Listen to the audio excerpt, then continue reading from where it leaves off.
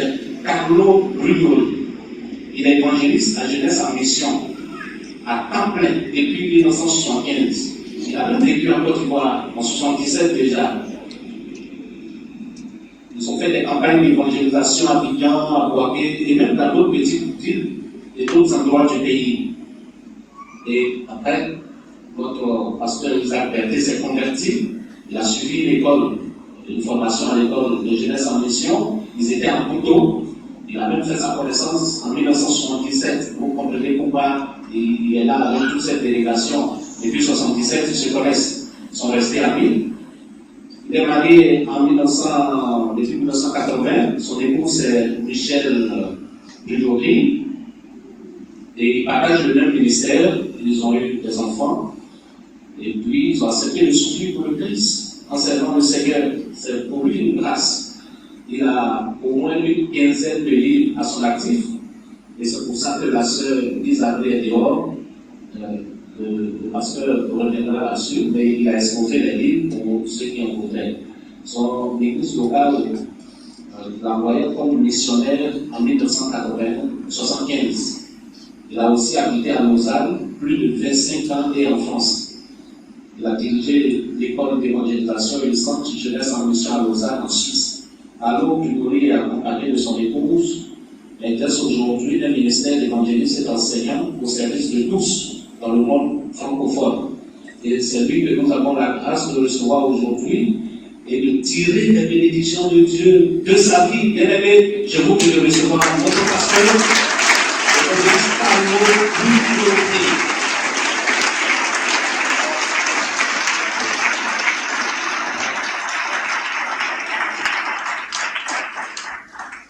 Merci infiniment pour cet accueil. Et avec le pasteur, on ne s'est pas du tout consulté, mais dans la louange, j'avais particulièrement à cœur de prier pour cette ville d'Abidjan, que j'aime depuis longtemps, que le Seigneur aime Abidjan plus que moi. Et juste avant de commencer, j'étais encore, en notre nom à tous et au nom du Seigneur Jésus, bénir. Et pourquoi pas, ça ne va pas me choquer. Et la Bible dit, la terre est au Seigneur avec tout ce qui s'y trouve. Et j'aimerais consacrer Abidjan au Seigneur. Prions. Seigneur, nous te remercions pour cet amour infini manifesté à la croix. Nous te remercions parce que ton sang a été versé pour nos péchés et tu as été meurtri pour que nous puissions guérir. Et ce matin, nous invoquons ton nom sur cette ville bien-aimée d'Abidjan, quel que soit le nombre des habitants. Nous disons Abidjan soit béni, soit visité, que le souffle de l'Esprit revienne. Que les conversions soient nombreuses, les vocations, que ce pays, que cette ville soit en bénédiction jusqu'aux extrémités de la terre. Oui, Père, parce que ta parole dit que la terre est à toi, Abidjan est à toi, avec tout ce qui s'y trouve, nous te consacrons par la foi Abidjan. Et nous te louons parce que tu as un avenir et de l'espérance.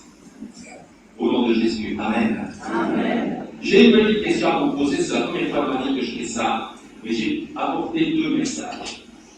Il y en a un que j'ai particulièrement à cœur, mais je dois d'abord vous poser une question.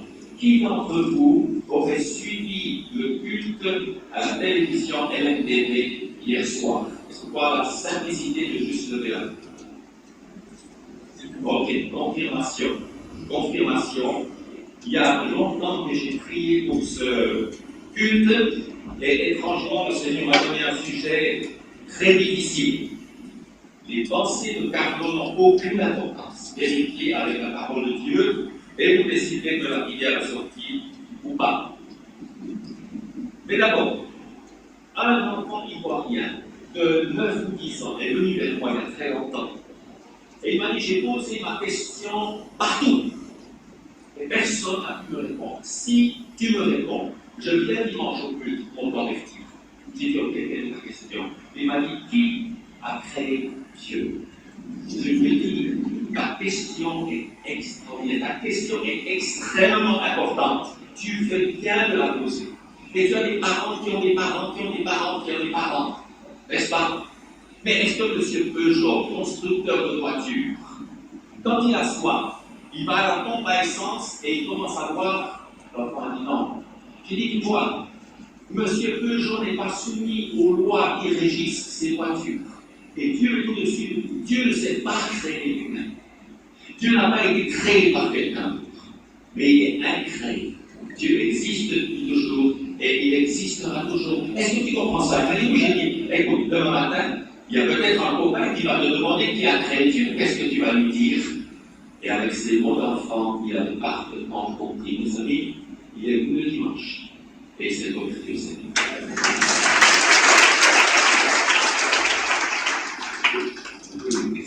Merci beaucoup. C'est pourquoi, merci beaucoup, pardon.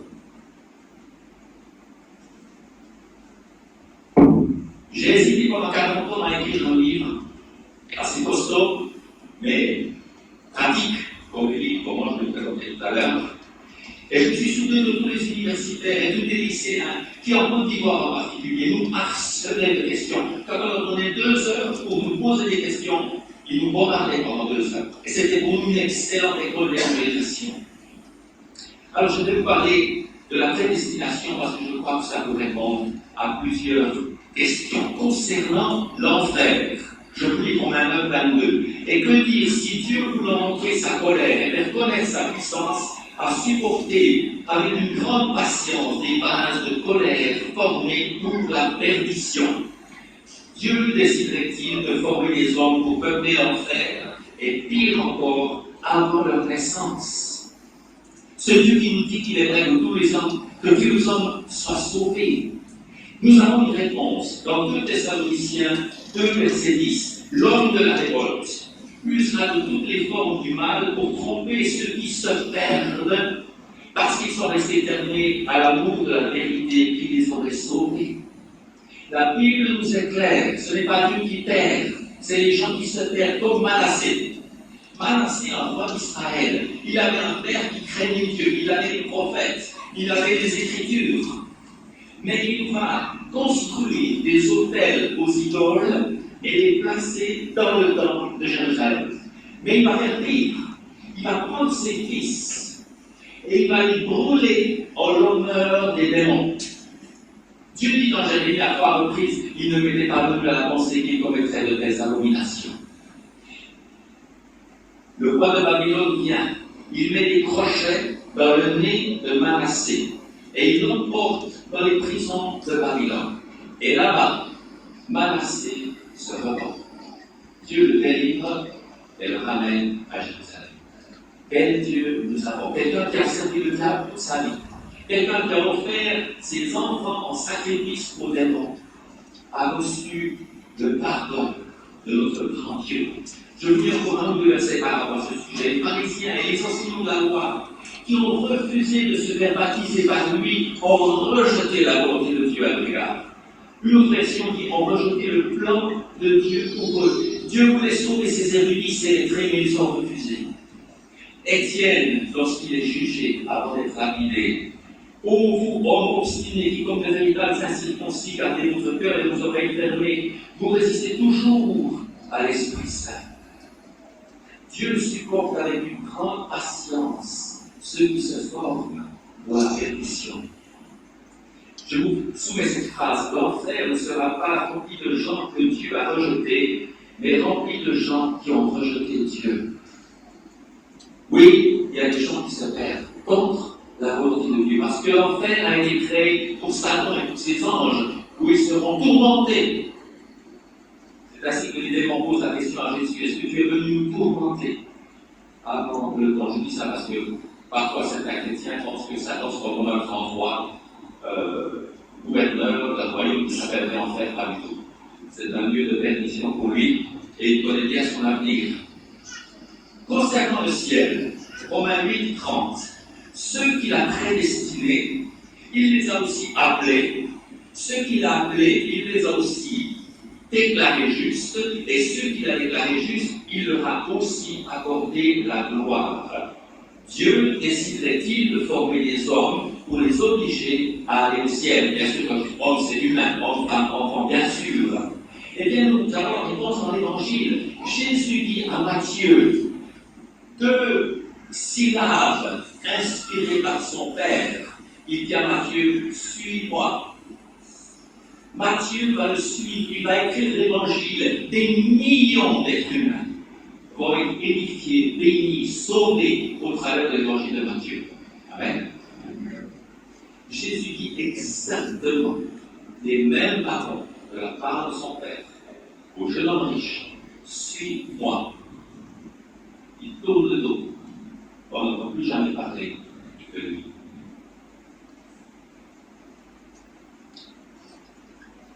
Quand on demande à un fiancé, est-ce que tu as choisi ta fiancée? On va dire, ben oui, évidemment. Et toi, la fiancée, est-ce que tu as choisi ton fiancé? Elle va répondre oui avec la même conviction. Pourquoi est-ce que nous, chrétiens, quand Dieu dit « je t'ai choisi », nous pensons qu'il annule notre volonté? C'est à ceux qui l'ont reçu qu'il accorde le privilège de devenir enfant de Dieu. Moi, j'étais dans l'officier d'état civil il y a 42 ans et demi, et il m'a dit « Carlo, veux-tu épouser Michel ?» J'ai dit « oui ». Il a demandé à Michel « veux-tu épouser Carlo ?» Si elle avait dit non, est-ce que je serais marié avec elle? Non. J'ai dit oui de manière adulte et libre. Mais c'est son oui qui a établi l'alliance. La puissance, l'amour de Dieu, sa bienveillance, sa générosité se manifeste en particulier quand quelqu'un lui dit oui. Comme Jésus a donné sa vie pour toi, donne ta vie en retour. Et c'est une nouvelle vie qui commence. Considérons que le ciel ne sera pas rempli de gens obligés d'y être, mais rempli de gens qui ont reçu la grâce et le pardon de Dieu et qui l'aiment en retour. Considérons l'Ancien Testament, les évangiles et les épîtres. Je vous donne quelques versets sur ce sujet qui est tellement important de la prédestination. Dis-leur, Ézéchiel 33:11, dis-leur, aussi vrai que je suis vivant, le Seigneur éternel le déclare. Je ne prends aucun plaisir à la mort du méchant. Je désire qu'il abandonne sa conduite et qu'il vive. Dieu dit d'une certaine personne, je lui donne du temps pour qu'elle se repente. J'ai mis devant toi la vie et la mort, la bénédiction et la malédiction. Choisis la vie afin de vivre, toi et ta descendance.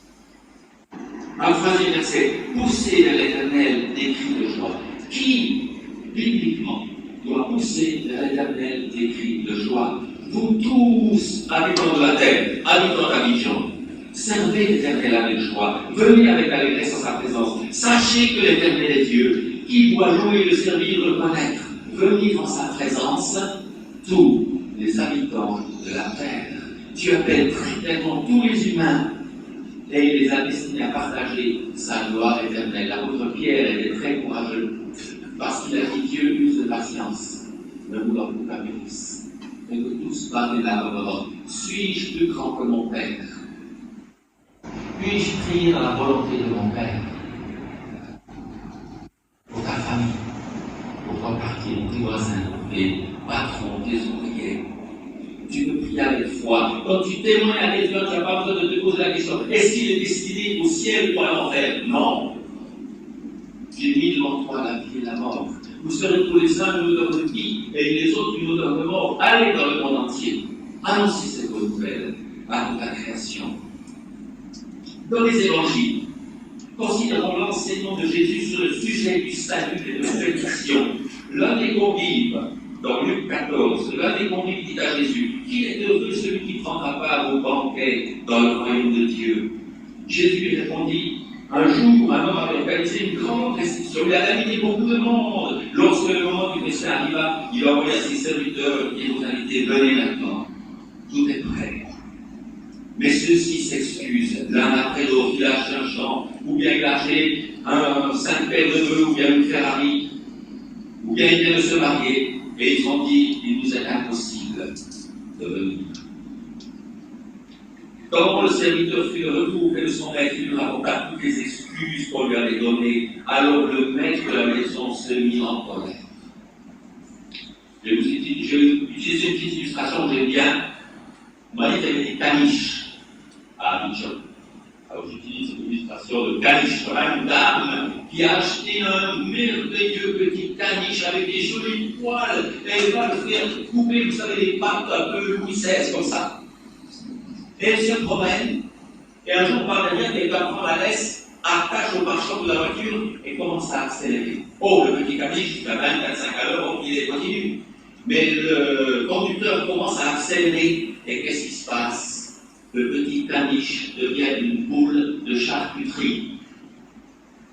Il meurt sanguinolent derrière la voiture.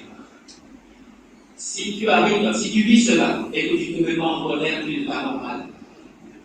Parce que tu peux faire la comparaison entre ce que ce petit chien était et ce qu'il est devenu. Et ça, c'est seulement un chien. Imaginez Dieu qui peut comparer ce qu'un être humain pourrait devenir, ce qu'il en a fait. Un père qui voit son fils, une maman qui voit sa fille se perdre, se droguer, se prostituer, se donner au diable. Quelle terrible situation. Oui, le père se met en colère parce qu'il aime ses habités.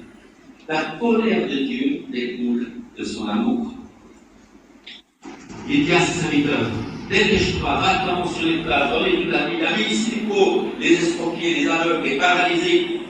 Au bout d'un moment, le serviteur a dit, mais j'ai fait tout ce que tu m'as dit, mais il y a encore de la place. Eh bien, il ne mette pas sur les cheveux alors, mais fais en sorte que les gens viennent pour que ma maison soit pleine.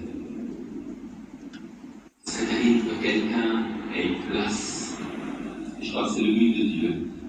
Une place dans son royaume qu'elle reste vide. Et voilà ce que Dieu dit. Ouvrons grand vos oreilles, les amis. Ouvrons grand vos oreilles. Pas un seul des premiers invités ne goûtera à mon festin. Au-delà d'Israël n'a pas accepté l'évangile qui est annoncé au monde entier. Jésus nous avait dit ici, Dieu qui invite, Dieu qui espère, Dieu qui est déçu, Dieu qui se met en colère devant la bêtise suicidaire de ceux qui le rejettent, Dieu qui persévère jusqu'à ce que sa maison soit pleine. Ces invités, malgré les appels insistants, ne sont pas venus. Je crois que ce texte de la bouche même de Jésus nous dit qu'il est exclu que Dieu utiliserait sa souveraineté pour obliger les hommes à être sauvés ou à être perdus. Les absents l'attristent, les présents le comblent de joie. Jésus a dit, personne ne peut venir à moi à moins que le Père qui m'a envoyé ne l'attire. Et Jésus, en parlant de la croix, dit ceci, et moi, quand j'aurai été élevé de la terre, j'attirerai tous les hommes à moi. Ces deux versets ne se contredisent absolument pas. Il est impossible de se convertir sans l'action de Dieu. Mais Jésus dit clairement, j'attire tous les êtres humains à moi. Mon Père est bon envers ceux qui croient et aussi envers ceux qui ne croient pas. Considérons les épîtres. J'aimerais souligner que Jésus attire, mais il n'oblige pas. Il y a une grande différence, n'est-ce pas? Considérons les épîtres. C'est de lui, en parlant de Jésus, par lui et pour lui que sont toutes choses, Romains 11:36. Combien d'humains Jésus a-t-il créé? Tous, sans exception. Rien de ce qui a été créé n'a été créé sans lui. Le système solaire, c'est Jésus qui l'a fait. Les petites caméras qui s'ouvrent le matin et qui te font voir en couleur et en 3 dimensions, c'est gratuit. Tout ce qui vient de Dieu est gratuit. Tu ne peux pas acheter la grâce, tu ne peux pas acheter le pardon, tu ne peux pas acheter un cœur qui bat ou des poumons qui respirent. Et vous savez, si un bébé, quand un moment de lui donner le sein, il dira pas à ta maman, je vais d'abord 10 comptes pour mériter ton lait. La maman serait attristée. Elle lui dirait, je ne te donne pas mon lait parce que tu fais 10 bons, je te donne mon lait parce que tu es mon fils. Vous pouvez dire autour de vous, si tu n'as pas trouvé le sens à ta vie, dis-le à votre patron, à votre lieu de travail. Sache que tu as été créé pour être le corps de Dieu. Tu as été créé pour être l'habitation du grand Dieu glorieux et vrai. Combien d'êtres humains n'ont pas été créés pour Jésus? Aucun. Combien d'êtres humains ont été créés pour Jésus? Tous. Pourquoi les a-t-il créés? Pour l'aimer, pour accomplir ses œuvres d'amour, entrer un jour dans sa gloire. je vous lis quelques versets qui parlent de la personnalité de Dieu. Dieu déclare les hommes justes par la foi en Jésus-Christ, et cela s'applique à tous ceux qui croient, car il n'y a pas de différence entre les hommes, Romains 3:22. Dieu ne fait pas de différence entre les hommes, Actes 10:34. Mes frères, gardez-vous de toute forme de favoritisme, c'est incompatible avec la foi en notre glorieux Seigneur Jésus-Christ. Jacques 2:1, le frère de Jésus, n'est-ce pas? Vous savez que le Seigneur n'agit jamais par favoritisme, Éphésiens 6, verset 9. Pierre dit que Paul écrit parfois des choses difficiles à comprendre, mais on peut savoir que Dieu ne sort personne de force, ne perd personne de force. Dieu agit toujours selon son plus grand désir, sauver le plus grand nombre, c'est le fil rouge qui parcourt toute la Bible. Il n'a pas changé la vie, ni dans le passé, ni aujourd'hui. C'est dans celui qui a sacrifié son Fils. Si nous considérons la prédestination comme irrésistible, une obligation suprême de salut ou au contraire de perdition, nous nous trouvons devant un dilemme insoluble, comme je l'ai dit. Paul enseignerait dans une épître qu'il veut que tous les hommes soient sauvés, et dans une autre qu'il a formé des êtres humains pour la perdition. Les apôtres étaient au clair sur la volonté de Dieu. Leurs épîtres doivent donc être lus en comprenant que leurs auteurs n'avaient pas écrit le contraire de leur conviction. Et puis Jésus souligne la chose encore par une autre parabole dans Matthieu 22. Et cette fois-ci, les ambassadeurs qui invitent pour les noces du Fils, ils sont maltraités, ils sont blessés, ils sont massacrés. C'est frappant ce que j'ai dit, n'est-ce pas? Le roi invite pour les noces de son Fils, et l'ambassadeur qui a ce message est tué.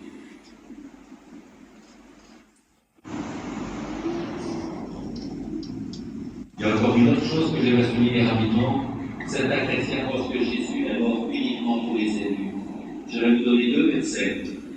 Car Jésus a apaisé la colère de Dieu contre nous en s'offrant pour nos péchés, et pas seulement pour les nôtres, mais aussi pour ceux du monde entier. Quand tu témoignes, quand tu pries pour la conversion de quelqu'un, tu peux avoir la certitude que Dieu est d'accord avec ta prière. Le Père a envoyé son Fils pour être le sauveur du monde. 1 Jean 4, 14. J'aimerais bientôt terminer, mais j'aimerais encore apporter un point de conclusion. Les apôtres Jésus et le Père font tout pour le salut du plus grand nombre. Écoutez bien ce texte, parce que malheureusement dans nos Bibles, c'est le dernier verset de 1 Corinthiens 10 et le premier verset de 1 Corinthiens 11. Mais ils le font ensemble et j'aimerais vous les lire ensemble. Faites comme moi, dit Paul. Je m'efforce en tout de plaire à tous, recherchant non mon avantage, mais celui du plus grand nombre, afin qu'ils soient sauvés. Soyez mes imitateurs, comme je le suis moi-même de Christ. Paul nous demande et nous dit qu'il fait tout pour le salut du plus grand nombre. Il précise que c'est en prenant exemple sur Jésus-Christ qui est venu nous révéler le plan et la volonté de Dieu. Nous pouvons comprendre donc l'amour de Dieu pour l'humanité de cette manière.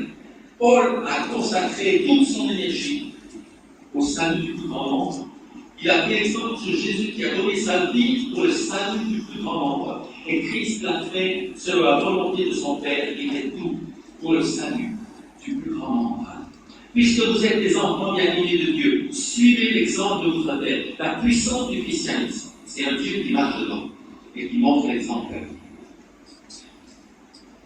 Devenez donc des imitateurs de Dieu, comme des enfants bien-aimés. Dans mon église, on a envoyé une missionnaire dans 5 ans au Japon. Et quand elle est revenue, j'ai reçu une pensée de Dieu, elle est venue et s'est assise dans mon appartement. Et je lui ai dit, j'ai une question à te poser. Quel est le but de ta vie? Elle est restée silencieuse, c'est très bon. Quand vous posez une question, les gens restent silencieux, c'est très bon. N'interrompez pas ce silence, laissez-les réfléchir.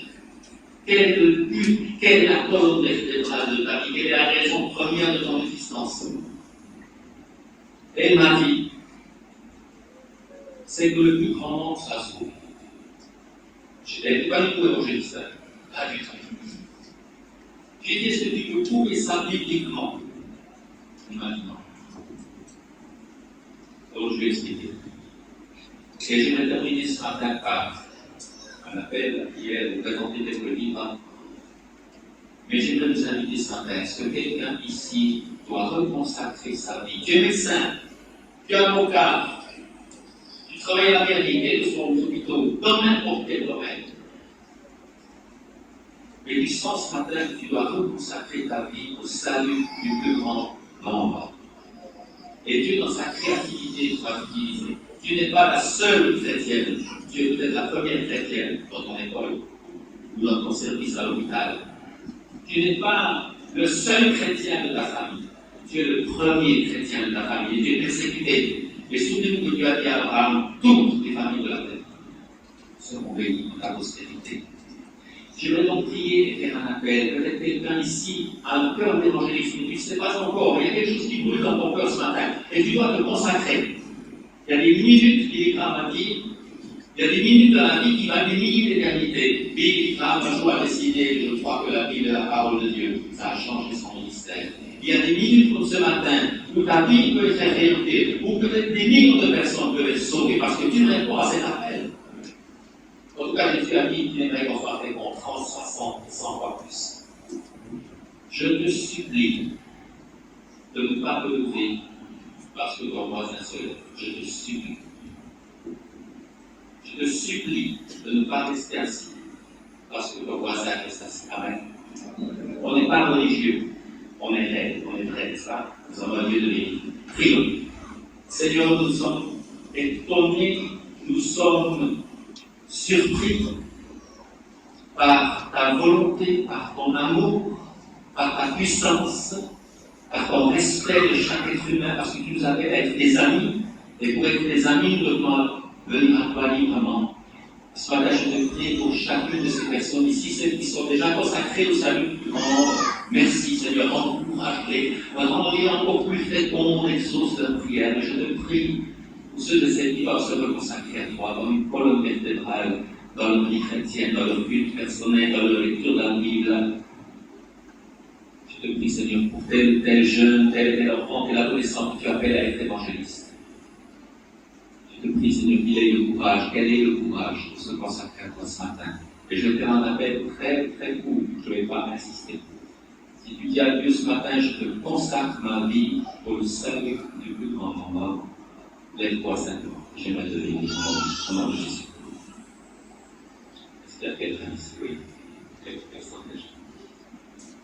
Tu dis à Dieu, je consacre ma vie, je te fais un culte raisonnable ce matin, je m'offre moi-même à toi, utilise-moi pour le salut du plus grand nombre. Je te conseille pour cette trentaine de personnes qui est levée, je bénis aussi ceux qui sont timides, qui sont assis, qui auraient peut-être se lever, mais je bénis en particulier ceux qui prennent un engagement. Parce que quand tu as dit à Matthieu, suis-moi, il a décollé de sa chaise. Il t'a suivi. Et il a trouvé une destinée tellement glorieuse. Je te loue, Seigneur, pour tous les films que tu peux créer au travers de ces années, tous les livres que tu peux écrire au travers de ces années, tous les hôpitaux que tu peux créer, toutes les universités que tu peux initier, toutes les bénédictions en Côte d'Ivoire jusqu'aux extrémités de la terre, par ceux qui disent, Seigneur, je me redonne complètement à toi ce matin. Soyez bénis, soyez inspirés. Tu ne peux pas choisir qui tu es, mais tu peux découvrir qui tu es. Je prie, Père, que tu révèles à chacun sa destinée. Je prie, Seigneur, que malgré tous les obstacles, tu les protèges, tu les fortifies, tu les équipes, tu les étonnes. Tu fais bien au-delà de ce que nous pouvons espérer ce matin. Je dis, soyez nourris, soyez remplis de l'esprit, soyez fortifiés, soyez dans l'intelligence de notre Père pour être ses amis et pour créer avec lui, pour qu'une multitude puisse te suivre au ciel et que Jésus te dise, c'est bien, mon fidèle serviteur, fidèle servante. Encourage à tomber, soyez bénis, nous pourrons reprendre place. J'aimerais essayer de ne pas oublier trop de choses. Isaac peut-être qu'il peut te donner le propre, ce que je dois faire. Alors, vous savez, j'ai des questions pour Nicolas et tout à l'heure, on a chanté un vieux cantique, je pense, de la CMA. Et moi, je regardais sur la tête d'Isaac, il était au pied de l'écran là. Et il m'a regardé comme pour dire, il dit dans le Toubabou là. Comment tu fais pour savoir les paroles du chant? Les vers étaient écrits au-dessus de la tête. Ok, bon. À l'école d'évangélisation de Lausanne, on a eu des orateurs vraiment de grande qualité, de 5 continents. Et avec parents, on a décidé de consacrer 7 ans, à mi-temps, pour écrire ces 12 livres. Il y en a plus de 85 000 qui sont déjà venus en Afrique, aussi dans vos librairies. Je ne sais pas un peu plus, merci beaucoup. Je ne sais pas si, je sais pas si je prends le temps. Comment influencer toute l'humanité, c'est ce qu'on a fait ce matin dans la session. Comment prier pour les non chrétiens, 365 sujets de prière pour prier toute l'année. Prier pour les malades. Les malades, c'est 100% de la population. Tous ces livres sont à 2 000 francs au lieu de 4 000. Et chose importante, sur Internet, vous pouvez les télécharger absolument gratuitement et instantanément. Il n'y a pas de cookies, il n'y a pas d'abonnement. Vous allez sur le site porteur de vie, porteurs.ch et vous pouvez avoir tous ces livres gratuitement à lire chez vous, ou aussi les écouter si vous êtes malvoyants. Comment entourer ceux qui viennent à Christ, comment annoncer l'évangile aux enfants, comment cultiver une amitié avec Dieu, comment s'épanouir dans son travail, 200 passages qui parlent du travail dans la Bible, devenir l'ami de son mari, la parole écrite, surmonter les épreuves, donc si vous n'avez pas d'épreuves, n'achetez surtout pas ce livre. Dire ce que Dieu a fait pour vous, comment réussir son mariage, ça c'est tellement important. Lisez ce bouquin, et quand je dis toujours prêt à quelqu'un qui ne doit pas épouser un boulet, mais un partenaire. N'épousez jamais un boulet, mais épousez un partenaire. Et développer votre communication. Et puis finalement, ce livre-là n'est pas sur Internet, il est sur papier, il est de 4 000 ou de 12 000. Tant de beauté, tant de souffrance, pourquoi? C'est un livre assez fructueux, très pratique. Pourquoi ce que Dieu en tout si avant? Pourquoi ce que Dieu dit, je l'ai écrit, Jacob et Jérémie les a vus, et plein d'autres choses, mais j'ai pensé à cette université. Si vous êtes un chercheur, une chercheuse, chrétien ou non chrétien, je pense que c'est livre que vous pouvez l'acheter, le livre que vous pouvez offrir à un chercheur autour de vous. J'espère que je vous dis, merci infiniment pour votre patience et que vous connaissez. Merci.